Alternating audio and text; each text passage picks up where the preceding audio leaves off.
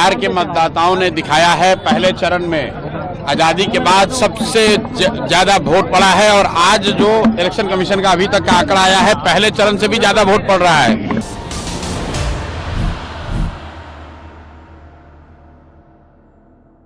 जनसुराज के संस्थापक प्रशांत किशोर आज बिहार विधानसभा चुनाव के दूसरे चरण में मतदान करने के लिए सासाराम के कोनार पहुंचे। इस दौरान उनके साथ काराकाट विधानसभा क्षेत्र से जनसुराज के प्रत्याशी रितेश पांडे भी मौजूद रहे।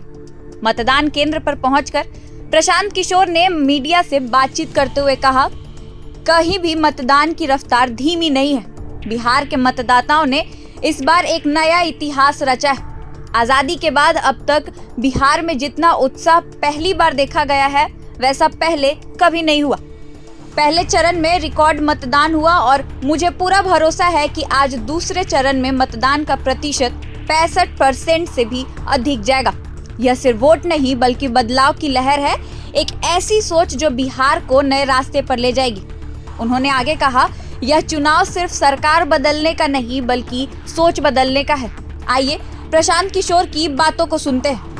कई जगहों पर स्लो वोटिंग का भी आरोप लगा है, जैसा कि स्लो वोटिंग नहीं हो रही है। बिहार के मतदाताओं ने दिखाया है पहले चरण में आजादी के बाद सबसे ज्यादा वोट पड़ा है और आज जो इलेक्शन कमीशन का अभी तक का आंकड़ा आया है पहले चरण से भी ज्यादा वोट पड़ रहा है। पहले घंटे में पिछले बार के से करीब 1.5% ज्यादा मतदान हो रहा है और मेरा यकीन है कि आज 65% से ज्यादा लोग वोट करेंगे। नया रिकॉर्ड बनेगा। ये वोट बिहार में बदलाव के लिए है, बिहार में बेहतरी के लिए है, बिहार में बच्चों के लिए शिक्षा रोजगार हो इसके लिए है। और दो महत्वपूर्ण बात की 14 तारीख के बाद एक ऐसी व्यवस्था बने कि बिहार में किसी भी युवा को 10-12 हजार रुपए के रोजी रोजगार के लिए अपना गांव परिवार बिहार छोड़कर बाहर नहीं जाना पड़े।